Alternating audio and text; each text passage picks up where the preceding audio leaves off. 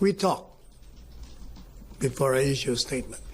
Secondly, the problem with them is that they do not listen to official statements issued by this office. You remember that when we were in China, I particularly read the transcript containing the language of the president, how he conveyed the message of the arbitral ruling.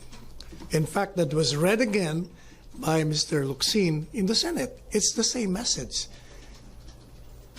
They're always finding fault to what the president says. When he makes an official statement, that is the statement. Now, he speaks of a setting aside. What he really meant was just lay it aside for a while.